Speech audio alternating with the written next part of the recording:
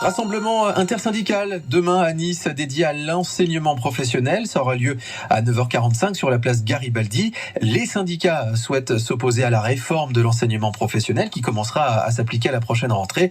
Pour en parler avec nous ce matin, nous recevons le référent lycée professionnel CGT Éduc Action. Bonjour Olivier Salerno. Bonjour. Ça fait des années que l'on entend que la filière professionnelle est une voie de garage. Pour une fois qu'on s'y intéresse, vous vous cabrez aujourd'hui. Oui, plutôt oui. Parce qu'en fait, on s'intéresse pas à la formation des jeunes, là. On s'intéresse à fournir de la main-d'œuvre pas chère pour les entreprises. Parce que le gouvernement prévoit notamment plus d'heures en stage en entreprise aujourd'hui, c'est oui, ça ? notamment plus d'heures en stage en lycée professionnel. Il veut aussi renforcer les apprentissages pour les plus jeunes. Alors déjà, la preuve, si on fait un petit retour en arrière, un petit historique. En 2009, on a eu une réforme très importante du bac pro qui nous a supprimé une année complète. Ça s'appelle la réforme du bac pro 3 ans.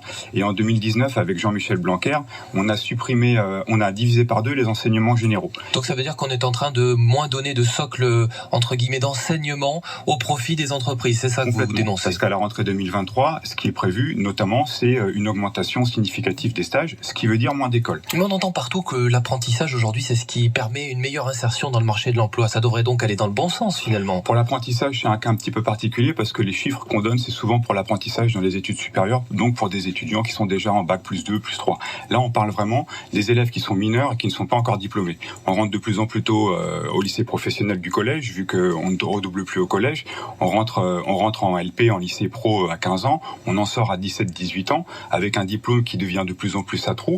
Donc là, ça commence à devenir compliqué, sachant qu'il faut marteler et bien rappeler que l'entreprise ne forme pas les jeunes. Former les jeunes, c'est le rôle de l'école. Mais vous êtes d'accord sur le constat qu'il y a un problème avec l'enseignement professionnel aujourd'hui qui n'insère pas suffisamment les élèves sur le marché du travail ? Sur l'insertion, c'est quelque chose de philosophique auquel il faut penser. Est-ce qu'il faut vraiment on n'arrête pas de nous dire, de demander à des élèves qu'est-ce que tu veux faire plus tard, qu'est-ce que tu veux faire plus tard, et finalement on y reviendra après. Mais par exemple, on calque la formation locale avec le bassin d'emploi local. C'est pas bien ? Non, c'est pas bien.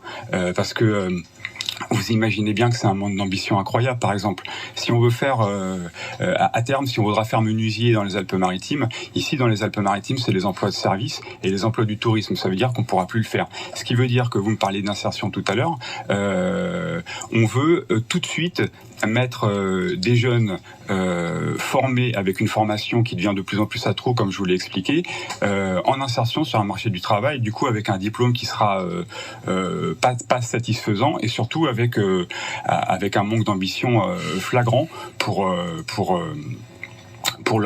une offre de formation multiple sur tout le territoire en fait. Un tiers des élèves en lycée professionnel décrochent avant leur diplôme. Un seul bachelier professionnel sur 2 parvient à s'insérer sur le marché du travail dans l'année qui suit son diplôme. À qui la faute aujourd'hui ?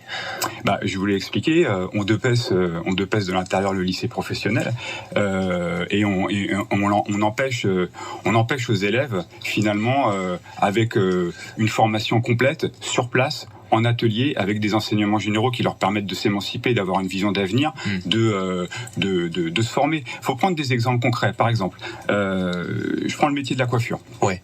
Le métier de la coiffure, on nous dit, maintenant, c'est les professionnels, c'est les entreprises, c'est les patrons et les patronnes de TPE, PME qui vont former les futurs coiffeurs et les futures coiffeuses.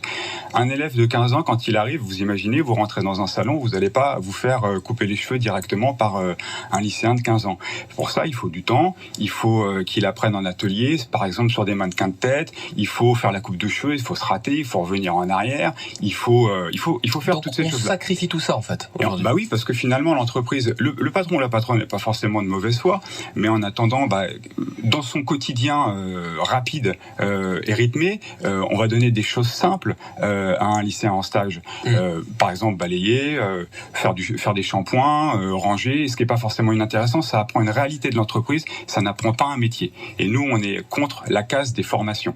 Là, ce que fait le gouvernement et Emmanuel Macron, c'est vouloir mettre des lycéens sur des places d'emploi en tension. Que pensez-vous sinon de la rémunération des stagiaires de 50 à 100 euros par semaine de stage? C'est une idée qu'il fallait avoir aussi aujourd'hui quand même, malgré tout. C'est dans la réforme.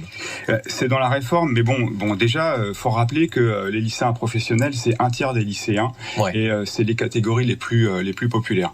Ce qui veut dire que on propose, sans exagération, de rémunérer en entrant en lycée professionnel à 1 euro de l'heure et en sortant en terminale à 2 euros de l'heure, de rémunérer des jeunes enfants qui sont au sein de familles qui se mangent l'inflation en plein, en fait. Ça veut dire quoi? Ça veut dire qu'ils vont forcément aller vers ces filières-là où il y a déjà une rémunération, parfois pour ne pas faire des études très coûteuses en enseignement général. Ça veut dire qu'au XXIe siècle, on met les enfants au travail quand dans les foyers ça va pas. C'est ça que ça veut dire. C'est grave ce que vous dites. Bien sûr que c'est grave, mais c'est pas moi qui le dis, c'est eux qui le font. C'est pas la même chose. Ensuite de ça, faut remarquer que c'est en parallèle, ça vient en parallèle avec par exemple la réforme sur le RSA qui va demander aux bénéficiaires du RSA de faire une vingtaine d'heures. Moi, je serais dans le monde du travail, on ferait bien de s'inquiéter fortement de cette casse du statut, de cette casse du salaire, de tout ce qui fait qu'en fait on est protégé dans notre travail. Parce que là, ce qu'on fait, c'est que tout ce qui est minima, SMIC et tout ça, on le remplace progressivement par des gens qui ont des emplois précaires pour boucher des trous dans le monde du travail. Juste un mot, réforme des retraites, réforme du lycée pro, à chaque fois ça finira par passer. Je vous donne rendez-vous en septembre, vous serez au travail et cette réforme sera appliquée, Olivier Salerno. Qu'est-ce que vous voulez que je vous dise? C'est un pouvoir vertical, autoritaire. Emmanuel Macron fait fi de tous les corps intermédiaires. Les corps intermédiaires, quand on est dans la rue, quand on se mobilise au point où on s'est mobilisé. Il y a du mépris, c'est ce que vous dites. Il y a énormément de mépris. Et puis après, quand on enjambe les corps intermédiaires, la manifestation, historiquement, c'est ce qui a permis, par exemple, d'éviter la violence dans les cortèges. Par exemple, quand en début du XXe siècle, il y avait des manifestations fortement réprimées à la catastrophe de Courrières dans le Nord-Pas-de-Calais et tout ça, c'est parce que justement les syndicats se sont mis ont eu ce genre de méthodologie qu'il y avait moins de violence dans les cortèges. Cortège demain à 9h45, place Garibaldi. Merci Olivier Salerno. Merci à vous, bonne journée, à demain.